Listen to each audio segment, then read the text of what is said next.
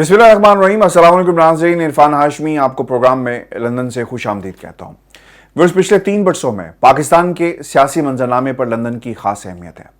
और ये अहमियत पिछले 48 घंटों में हमें बढ़ती हुई नजर आ रही है। लोग एक ही सवाल कर रहे हैं कि कौन सी अहम शख्सियत लंदन पहुंच रही है और कौन सी अहम शख्सियत लंदन पहुंच चुकी है। ये सियासी शख्सियत है या इसका ताल्लुक पाकिस्तान के अस्करी हलकों से है। ये खबरें इस वक्त मार्केट में गर्दिश कर रही हैं और इसकी एक अपनी खास अहमियत है। इस पर तफसील से बात करेंगे, लेकिन आपको बताएं कि पिछले 3 वर्षों में लंदन की क्या अहमियत थी। नवाज शरीफ साहब पाकिस्तान में थे, उनके प्लेटलेट्स एकदम नीचे चले जाते हैं और एक तासुर ये दिया गया पाकिस्तान के मीडिया के साथ मिलकर कि शायद नवाज शरीफ की जान को खतरा है। नवाज शरीफ की दरखास्त पाकिस्तान की अदालतों तक पहुंचती है और उन्हें एक सेफ पैसेज दे दिया जाता है। बाद में इमरान खान की हुकूमत को तनकीद का निशाना भी बनाया गया। बाज़ लोग ये कहते हैं कि ये अदालतों का फैसला था और कईयों ने यह तक कहा कि ये इमरान खान की काबीना का फैसला था, लेकिन असल में ये ना इमरान खान की काबीना का, उनकी हुकूमत का, ना ही अदालतों का फैसला था, बल्कि ये फैसला था पाकिस्तान की इस्टेब्लिशमेंट का। एक डील के नतीजे में नवाज शरीफ लंदन यात्रा करते हैं। नवाज शरीफ साहब लंदन पहुंचते हैं, खामोश थे, तबीयत खराब थी, रंग उड़ा हुआ था और पाकिस्तान के मीडिया के ऊपर ये खबरें चल रही हैं कि बहुत ज़्यादा बीमार हैं और किसी वक्त कुछ भी बुरी खबर जो है वो आ सकती है। पहले 3 माह के अंदर नवाज शरीफ के बेटों ने पाकिस्तान के मीडिया को लंदन का हर अस्पताल फिराया और दुनिया जहान की हर बीमारी डॉक्टर अदनान ने पाकिस्तान के मीडिया के ऊपर आकर बताई कि नवाज शरीफ साहब को ये तमाम बीमारियां जो हैं वो उनके जिस्म के अंदर मौजूद हैं और किसी भी वक्त कुछ भी हो सकता है। व्यूअर्स, पहले 3 से 4 माह नवाज शरीफ साहब खामोश रहते हैं। एक मुकम्मल खामोशी छाई रही एवनफील्ड के अंदर और एक मुकम्मल खामोशी छाई रही लंदन की सियासत के ऊपर। जब भी हुसैन नवाज से सवाल किया गया कि नवाज शरीफ साहब पाकिस्तान की सियासत में कब वापस जाएंगे, एक मफरूर हैं और उनका इमरान खान की हुकूमत के बारे में क्या ख्याल है, और जब भी सवाल किए गए तो हमने एक तासुर पाकिस्तान के मीडिया और जो जब भी मेरी उनसे इंटरेक्शन हुई, जो तासुर हमें मिला, वो इनकार कर देते थे और खामोशी इख्तियार करते और कोई जवाब नहीं देते थे कि इस वक्त पाकिस्तान की सियासत में और नवाज शरीफ साहब क्या सोच रहे हैं और क्या वो किसी डील के नतीजे में बरतानिया आए। व्यूअर्स, फिर वक्त बदलता है। ये वो वक्त है जब खामोशी के साथ पसे पर्दा किसी डील की बाज़गश्त हम लंदन की हवाओं में सुन रहे थे और ये डील हो रही थी मरियम नवाज के हवाले से कि मरियम को बाहर रहने दिया जाए, ज़मानत हो जाए, और फिर हमने देखा कि मरियम की ज़मानत भी हो जाती है। और ये थी डील नंबर 2 जो नवाज शरीफ साहब ने की पाकिस्तान की इस्टेब्लिशमेंट से। पहली बरतानिया आए डील के नतीजे में और फिर मरियम की ज़मानत, डील नंबर 2। फिर व्यूअर्स, एक वक्त आता है नवाज शरीफ साहब ये कहते हैं कि मेरे केसेस को माफ़ करवाया जाए और फिर उन्होंने पाकिस्तान की अदालतों पर तनकीद करना शुरू कर दी, पाकिस्तान की अस्करी क़यादत पर तनकीद करना शुरू कर दी। तोपों का रुख जनरल बाजवा की तरफ होता है, तोपों का रुख DGISI की तरफ होता है, तोपों का रुख उस वक्त के चीफ जस्टिस साकिब निसार की तरफ होता है और फिर उन्होंने अपना सियासत के अंदर जो मकाम था वो दोबारा बनाने की भरपूर कोशिश की। लंदन में अपने जो बेटे का दफ्तर था उसे मुस्लिम लीग नून का सेक्रेटेरिएट डिक्लेयर किया जाता है और फिर तमाम लोग पाकिस्तान से वफूद आते हैं, काबीना के लोग आते हैं और फिर वो तमाम लोग जिनका पाकिस्तान की सालमियत के साथ ताल्लुक था, खतरा था पाकिस्तान की सालमियत को, जो हमेशा से हर्जा सराई करते रहे, उन लोगों ने भी लंदन में नवाज शरीफ साहब से मुलाकातें की। व्यूअर्स, इतनी लंबी तमहीद बांधने का बुनियादी मकसद ये था कि नवाज शरीफ साहब ने गिरेबान पकड़ा पाकिस्तान के ताकतवर हलकों का और तनकीद की लोगों के नाम लेकर, और बुनियादी मकसद ये था कि एक प्रेशर बिल्टअप किया जा सके। और प्रेशर बिल्टअप करने का बुनियादी मकसद ये भी था कि नवाज शरीफ को एक सेफ पैसेज मिल सके, उनके केसेस ख़त्म हो जाएं और मरियम की पाकिस्तान की सियासत के अंदर रिवाइवल हो सके, या फिर वो अपनी ज़िंदगी के अंदर ये चाहते हैं कि इसको किसी तरह इसका जो एक ट्रांजिशन है उनके ख़ानदान में सियासी वरासत की, वो आसानी से मरियम तक मुंतकिल कर दी जाए। व्यूअर्स, अब लंदन क्यों अहमियत इख्तियार कर गया है? नवाज शरीफ साहब इस वक्त फुल कंट्रोल के अंदर हैं पाकिस्तान की सियासत में और उसकी बुनियादी वजह उनका अपना सियासी कद नहीं है, उनकी कोई पाकिस्तान के लिए खिदमत नहीं है, उनकी पाकिस्तान के आवाम को जो तोहफे उन्होंने दिए महंगाई के, करप्शन के, ये खिदमात नहीं है, बल्कि अब फैसला होना है पाकिस्तान के आर्मी चीफ का, और पाकिस्तान के आर्मी चीफ को एक्सटेंशन देनी है या नहीं देनी, ये वो तमाम खबरें हैं जो इस वक्त लंदन में बहुत ज़्यादा गर्म है। व्यूअर्स, आपको बता दें कि एक खबर लंदन से भी बहुत ज़्यादा अहमियत इख्तियार कर गई है कि एक किसी बड़े घर की शख्सियत बरतानिया में मौजूद है, और इनका बरतानिया आने का बुनियादी मकसद ये था कि वो लॉबिंग कर सकें किसी के लिए और आर्मी चीफ की एक्सटेंशन के लिए, ताकि आर्मी चीफ की एक्सटेंशन मिल जाए और दूसरी तरफ नवाज शरीफ साहब जो हैं वो जो चाहते हैं उसको एक बुनियाद बनाकर उसके ऊपर अमल दरामद किया जाए और फिर दोनों घरों को किसी तरह खुश कर दिया जाए। आपको ये बताते चलें कि अगले 24 घंटों में मरीम नवाज बरतानिया आ सकती हैं, उनको पासपोर्ट मिल चुका है और तमाम शख्सियात का रुख जो है वो बरतानिया की तरफ है। यानी कुछ लोग जो इम्पोर्टेंट हैं वो भी बरतानिया आ रहे हैं, जिनकी एक्सटेंशन का मामला है उनके भी कुछ नुमाइंदे बरतानिया में मौजूद हैं हमारी इतलात के मुताबिक, जो लंदन की मार्केट की खबरें हैं, और फिर जो कुछ ज़राए जो कंफर्म कर रहे हैं। और फिर सबसे इंपॉर्टेंट बात यह है कि मरीम का बरतानिया आना, अब ये मिलकर पाकिस्तान के नेक्स्ट आर्मी चीफ की तुकर्री या फिर एक्सटेंशन की बात होगी। आपको याद रखना चाहिए पिछले कुछ दिनों में कुछ बयानात सामने आए हैं, जिसमें सबसे जो अहम बयान था वो मरीम नवाज का ये था, नवाज शरीफ साहब पाकिस्तान की सियासत में वापस आएंगे, सिर्फ एक दरख्वास्त देने की देर है, और इस दरख्वास्त को देने के बाद नवाज शरीफ के ऊपर जितने भी इल्ज़ामात हैं ये दाग धुल जाएंगे। और आपको याद होगा कि एक रिफ्लेक्शन, यानी जो मरीम नवाज का केस था, हमने ये कहा था कि ये रिफ्लेक्ट करेगा नवाज शरीफ के केस के ऊपर भी। आज मरीम नवाज वही बातें कर रही हैं, क्योंकि ये प्लान बनाया गया था। मरीम नवाज बरतानिया आएंगी और फिर आर्मी चीफ की तकर्री का फैसला किया जाएगा, और इस बुनियाद के ऊपर डील करने की पूरी एक ग्राउंड बनाई जा रही है कि हमें बदले में क्या मिलेगा। नवाज शरीफ को सेफ पैसेज मिलेगा, नवाज शरीफ को प्रोटेक्टिव बेल दी जाएगी, नवाज शरीफ को पाकिस्तान की सियासत के अंदर लीड करने का एक मौका दिया जाएगा। और याद रखिएगा, इससे पहले एक डील नंबर 3 भी हुई एनआरओ की शक्ल के अंदर, और वो क्या था, डार साहब पाकिस्तान चले जाते हैं। डार साहब और उनसे जो उनके इर्द गिर्द लोग हैं वो ये ज़रूर कह रहे हैं, मरीम के भी बयान आपने सुना होगा, कि डार साहब किसी एनआरओ के नतीजे में पाकिस्तान नहीं आए, बल्कि वो मेरिट पर आए, और वो अपनी पोजीशन खुद भी यही टॉक शोज़ के अंदर बैठकर क्लियर करते हुए नजर आ रहे हैं। यानी जो इस वक्त हुकूमत है वो टॉक शोज़ के जरिए चलाई जा रही है, अपनी कारकर्दगी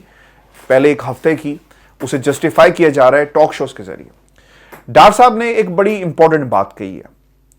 और इसीलिए लफ्ज़ मैंने इस्तेमाल किया कि डील होगी, और मरीम इसलिए लंदन आ रही हैं क्योंकि डार साहब ये कहते हैं कि वज़ीर-ए-आज़म का अगला उम्मीदवार उनकी पार्टी का नवाज शरीफ ही होंगे, और ये पूरी पार्टी की ख्वाहिश है। और मरीम का एक बेहतरीन किरदार रहा, उन्होंने पाकिस्तान के अंदर मुस्लिम लीग नून का बयानिया आगे बढ़ाया, और पार्टी के लिए उनकी बहुत सारी खिदमात हैं, और लिहाजा उन्हें यकीनन उनका असल मकाम जो है वो ज़रूर दिया जाएगा, ये डार साहब कह रहे हैं। और फिर इस नुक्ते के ऊपर पाकिस्तान के ताकतवर हलकों से एक डील दोबारा लेने की कोशिश की जाएगी, और ये डील नंबर होगी 4। पिछले 3 बरसों में जो इनको नवाजा जा रहा है, और एनआरओ आज से नहीं मिल रहा, ये उसी दिन एनआरओ इनको मिलना शुरू हो गया था जिस दिन नवाज शरीफ साहब पाकिस्तान से बाहर आए थे, और अब दोबारा एक एनआरओ की तलाश में है जो मेगा एनआरओ होगा नवाज शरीफ साहब के लिए। व्यूअर्स, आपको बताते चलें कि खानदान का कोई फर्द अभी ऐसा नहीं है जिसे एनआरओ ना मिला हो, सिर्फ अगर कोई बचा है तो वो सिर्फ नवाज शरीफ साहब बचे हैं, उन्हें भी एनआरओ जो है बहुत जल्दी मिल जाएगा। अच्छा, अब एक इंटरव्यू के अंदर शेख रशीद साहब ने कुछ बातें कही हैं, और वो क्या कहते हैं कि दरवाजे बंद नहीं है, इलेक्शन पर बातचीत जारी है, सारे फैसले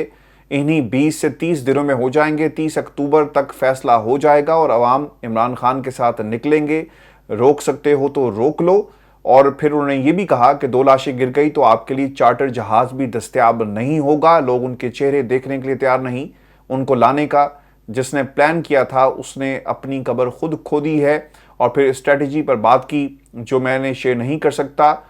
मेरी इमरान खान से जो बात हुई 12 रबीउल अव्वल के बाद एक लाएमल दिया जाएगा, और कौम के सामने हम हकीकत जो है वो लेकर आएंगे, और सिर्फ इलेक्शन की तारीख चाहिए। आज वो ये तमाम लोग जो हैं वो फंस चुके हैं। मैं आपको एक बात बताऊं, मरीम ने 2 बातें और भी बड़ी खतरनाक कही, और अटैक किया है पाकिस्तान के ताकतवर हलकों पर। और वो अटैक क्या था, वो ये कहती हैं कि जनूबी पंजाब की इमरान खान को सपोर्ट तो हो सकती है, यानी ये जनूबी पंजाब का लाडला तो हो सकता है, किसी और का लाडला नहीं है। जनूबी पंजाब, उनका इशारा भावलपुर में دوبارہ جنرل فیض حمید کی طرف تھا، اور یہ بار بار اٹیک کر رہی ہیں، بار بار پاکستان کے جنرلز کا نام لے کر اٹیک کر رہی ہیں۔ اس سے پہلے بھی شجاع پاشا کا نام لیا گیا، ظہیر الاسلام کا نام لیا گیا، اور ہمارے پاکستان کے طاقتور حلقے بالکل خاموش ہیں، کوئی بیان جو ہے ان کی طرف سے نہیں آ رہا، کیونکہ ابھی توسیع کا اور تقرری کا معاملہ جو ہے وہ طے نہیں پایا، اور جب تک یہ طے نہیں پائے گا آپ مکمل خاموشی جو ہے ویورز دیکھیں گے۔ اور پھر ایک تاثر یہ بھی ہے کہ ابھی بھی پاکستان کے طاقتور حلقے کوشش کر رہے ہیں کہ کسی طرح لانگ مارچ کو روکا جا سکے، کیونکہ اگر لانگ مارچ ویورز ہو گیا تو پھر اسے واپس گھر بھیجنا اتنا آسان نہیں ہوگا۔ آپ کو ویورز یہ بھی بتائیں کہ امریکہ میں آرمی چیف کی کچھ ملاقاتیں ہوئی ہیں، اور ان ملاقاتوں جو خبریں میڈیا رپورٹس آ رہی ہیں ان کے مطابق امریکہ کی قومی سلامتی کے مشیر اور نائب وزیر خارجہ، ان سے ملاقاتیں ہوئی ہیں آرمی چیف کی۔ ISPR کے مطابق ملاقاتوں میں دونوں ملکوں کے درمیان اقتصادی تعلقات، تجارت اور سرمایہ کاری کے ذریعے باہمی تعاون بہتر بنانے پر گفتگو ہوئی۔ افغانستان سمیت بڑے عالمی ایشوز پر ہم آہنگی پائی گئی اور تعاون بڑھانے پر زور دیا گیا تاکہ انسانی بحران کو ٹالا جا سکے اور خطے میں امن اور استحکام کو بہتر بنایا جا سکے۔ ISPR بھی یہ بھی لکھتا ہے کہ آرمی چیف نے فلوریڈا میں طوفان سے تباہی پر افسوس کا اظہار کیا۔ انہوں نے پاکستان متاثرین کے خاندانوں کے نقصان اور درد کو بخوبی سمجھتا ہوں یہ کہا، کیونکہ پاکستان میں بھی موسمیاتی تبدیلی کے اس کے اثرات مرتب ہوئے۔ امریکی حکام کی حمایت پر شکریہ ادا کیا اور اس بات کا اعادہ کیا کہ عالمی شراکت داروں کی مدد پاکستان میں سیلاب زدگان کی بحالی اور ریسکیو کے لیے بہترین رہی، اور اس پر ہم ان کا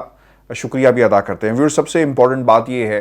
اس بیان کے اندر کہ اقتصادی تعلقات، تجارت اور سرمایہ کاری کے ذریعے باہمی تعاون بہتر بنانے پر گفتگو ہوئی۔ آپ کے پرائم منسٹر زیادہ دیر نہیں برطانیہ اور پھر امریکہ میں موجود تھے، تو یہ باتیں ان کے ساتھ بھی ہو سکتی تھی۔ آرمی چیف کے ساتھ اس طرح کی باتیں کرنا یہ سمجھ سے باہر ہے۔ اور پھر دوسری بات، آپ کے وزیر خارجہ بھی وہیں پہ موجود ہیں، بلاول زرداری صاحب بھی، یہ باتیں ان سے بھی ہو سکتی ہیں، لیکن آرمی چیف سے یہ باتیں کرنا، اور آرمی چیف اس کا مطلب یہ ہوا کہ امریکہ آپ کا جو پرائم منسٹر ہے اسے کچھ نہیں سمجھتا، وہ ایک ربڑ سٹیمپ ہے، فوٹو کھنچوانے کے لیے صرف اسے رکھا گیا ہے، اور ایک پراکسی وزیراعظم، کٹ پتلی وزیراعظم جو ہے پاکستان کی 22 کروڑ عوام کے اوپر مسلط کر دیا گیا۔ یعنی اس پریس ریلیز سے صرف ایک ہی جو ہے وہ تاثر ہمیں ملتا ہے۔ اور ویورز آپ کو بتاتے چلیں کہ اس وقت پاکستان میں جو نئی بحث شروع ہو گئی نا صادق اور امین کی، عدالت میں بھی صادق اور امین اور تاحیات نااہلی کا معاملہ جو ہے وہ دوبارہ اٹھ رہا ہے، اور حامد خان صاحب نے بھی ایک جملہ کہا میڈیا کے اوپر آ کر، اور یہ کیونکہ عمران خان کے کیمپ کے ہیں تو ان کی طرف سے یہ بات کرنا اس لیے بھی اہمیت اختیار کر گیا کیونکہ فیصل واڈا، اور اگر صادق جو تاحیات نااہلی کا معاملہ اگر پاکستان تحریک انصاف بھی اس کے خلاف ہے تو اس کا مطلب یہ ہوا کہ اس کا فائدہ انڈائریکٹلی کس کو پہنچے گا؟ وہ نواز شریف کو پہنچے گا۔ اسی لیے حامد خان کی طرف سے یہ بیان آنا بڑا ہی امپورٹنٹ ہے، کیونکہ جب ان کو سزا دی گئی تو اس وقت تاحیات نااہلی کی ڈیفینیشن چونکہ آئین پاکستان میں موجود نہیں ہے، اور کسی سزا کے اندر یہ بھی نہیں لکھا گیا کہ تاحیات نااہل ہوں گے، یا نااہل کا مطلب کیا ہے کہ کچھ ہفتوں کے لیے، یا جب تک آپ کی سزا پوری نہیں ہو جاتی، یا کیا کس طرح نااہلی کا معاملہ جو ہے وہ فردر آگے چلے گا۔ تو اس لیے اب یہ معاملہ نااہلی کا دوبارہ اٹھ رہا ہے، اور برطانیہ کے اندر طاقتوں کا آنا، لوگوں کا یہاں پر پہنچنا، شخصیات کا پہنچ کر بات چیت کرنا، آگے بڑھانا، ڈیل کی تلاش نواز شریف صاحب کو ہے۔ ڈار صاحب کا یہ کہنا کہ وزیراعظم بننے کے جو ہمارے امیدوار ہیں وہ نواز شریف صاحب ہوں گے، اور پھر صادق اور امین، اور اس کے ساتھ ساتھ تاحیات نااہلی کا معاملہ جو اٹھایا جا رہا ہے، یہ کڑیاں سے کڑیاں آپ ملاتے جائیں تو آپ کو سمجھ میں آئے گا کہ اس وقت ڈیل کی جو ہوا چلی ہے اس کا رخ کس طرف ہے، چونکہ یہ ہوا چاہتی ہے کہ نواز شریف پاکستان میں واپس آئے، لیکن یاد رکھیے گا زرداری صاحب کی طبیعت خراب ہو گئی ہے، اور زرداری صاحب ان حالات میں شاید پاکستان کی سیاست میں اب اتنے ایکٹیو نہ رہیں، اور اگر وہ اتنے ایکٹیو نہیں رہیں گے تو کیا بلاول کے کندھوں میں اتنا بوجھ اٹھانے کا حوصلہ ہے کہ وہ پاکستان کی سیاست اور جو اپنے لیفٹ رائٹ انکلز ہیں، جو بگ وگز ہیں، انہیں کنٹرول کر پائیں گے؟ کیونکہ یاد رکھیے گا زرداری صاحب اگر منظر سے سائیڈ پہ ہوتے ہیں تو پھر پاکستان پیپلز پارٹی کی سیاست بہت پیچھے چلی جائے گی، اور پھر خان صاحب کی سیاست جو ہے ابھی بھی بہت آگے ہے، عوامی سیاست ہے، لیکن اس کا ایک انفلوئنس آپ کو پاکستان کے طاقتور حلقوں پر بھی نظر آئے گا، اس لیے